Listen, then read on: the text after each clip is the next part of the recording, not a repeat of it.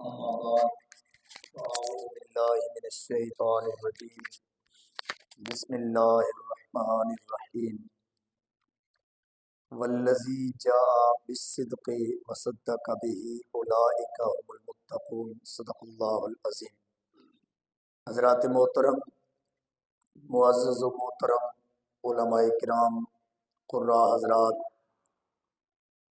بزرگان دین اور معزز محترم بچوں، طالب علموں، الحمدللہ جیسا کہ آپ کے علم میں ہے، آج 22 جمادی الثانی کا بابرکت دن ہے۔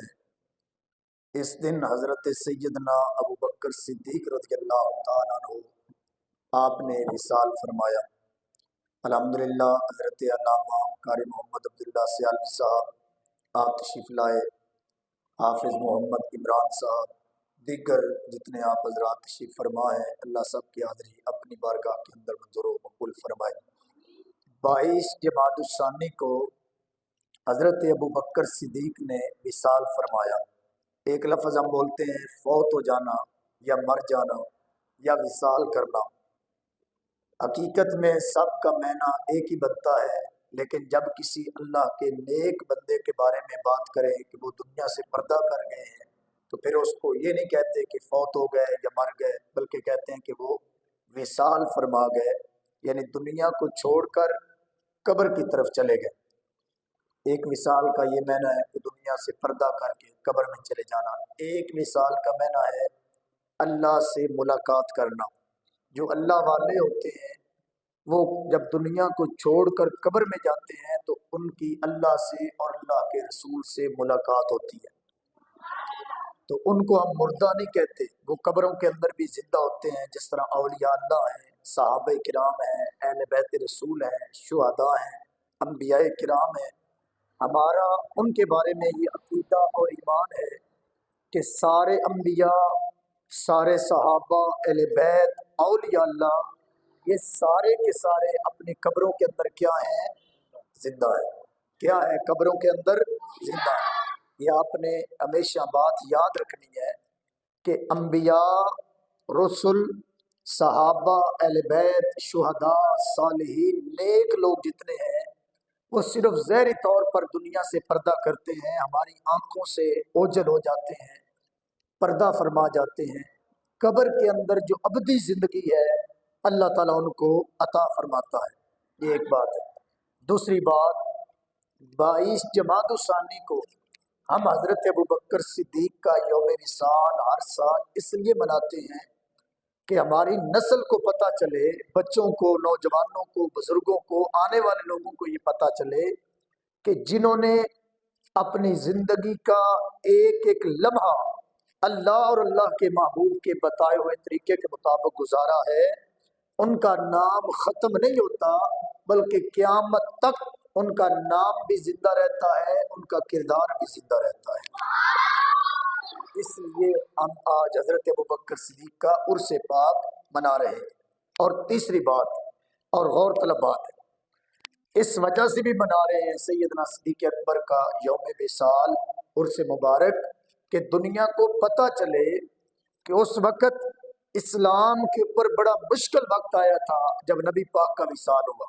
اتنا مشکل وقت آیا کہ بعض لوگوں نے اسلام کا انکار کر دیا، بعض لوگوں نے نماز کا انکار کر دیا، بعض نے زکوٰۃ کا انکار کر دیا، بعض نے حج کا انکار کر دیا، بعض نے دین کی کسی شک کا، بعض نے دین کی کسی شک کا انکار کر دیا۔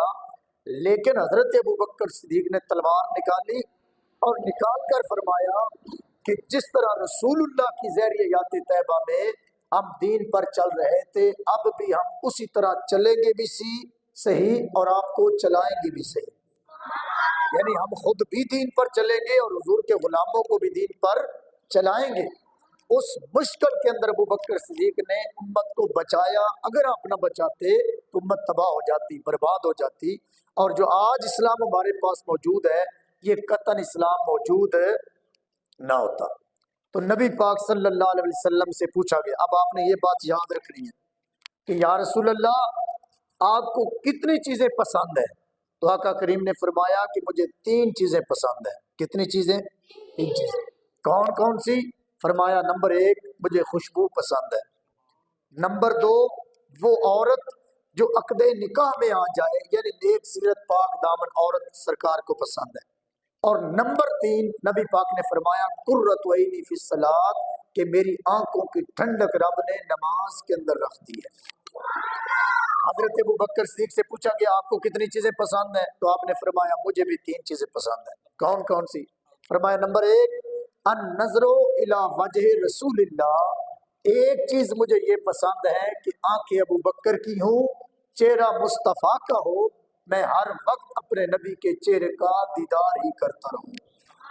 اور دوسری چیز فرمایا مال ابو بکر کا ہو، آقا کے قدموں کے پر اسلام کی خاطر میں قربان کر دوں۔ اور تیسری چیز فرمایا بیٹی ابو بکر کی ہو اور وہ زوجہ محمد مصطفیٰ کی بنے۔ یہ 3 چیزیں ابو بکر صدیق کو بھی پسند تھی۔ یہ بات ہے۔ اس کے بعد آخری بات ہے اور بلکہ 2 باتیں۔ ایک بات یہ بھی سب بچوں نے یاد رکھنی ہے اور آپ سے بعد میں پوچھا بھی جائے گا اس حوالے سے کہ 4 ہستیوں نے سب سے پہلے اسلام قبول کیا۔ کتنی ہستیوں نے؟ 4 ہستیوں۔ یہ بات بڑی غور طلب ہے، سب بچوں نے یاد رکھنی ہے۔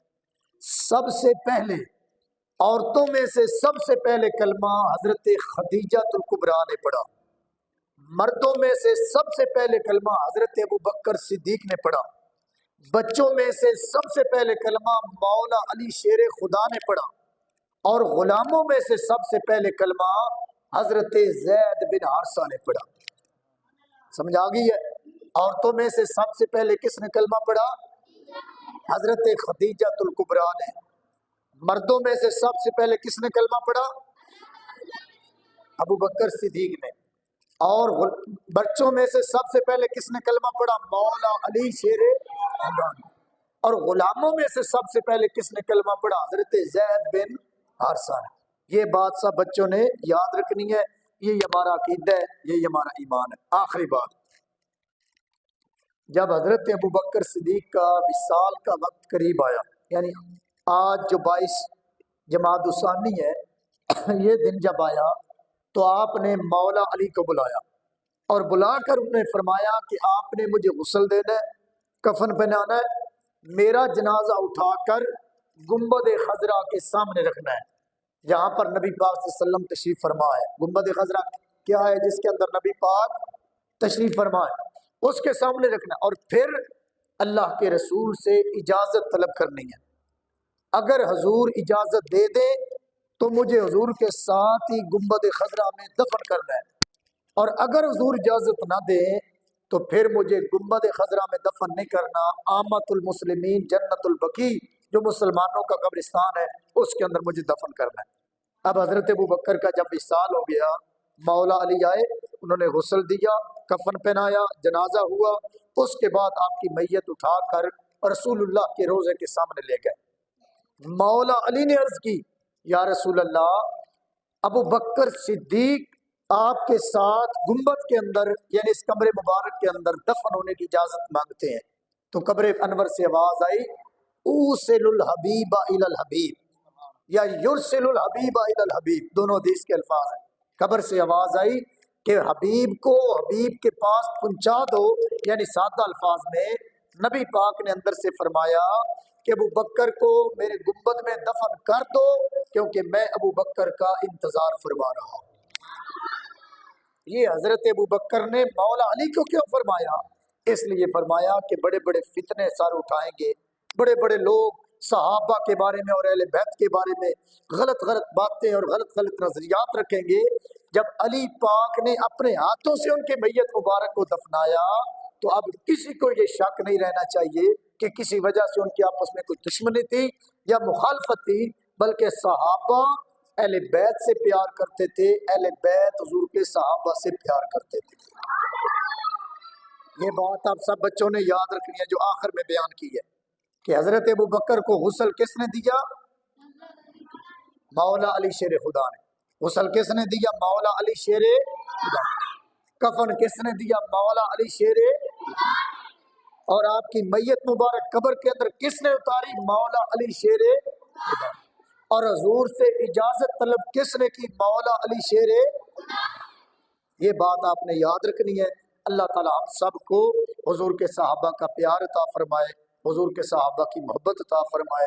وما علینا الا البلاغ۔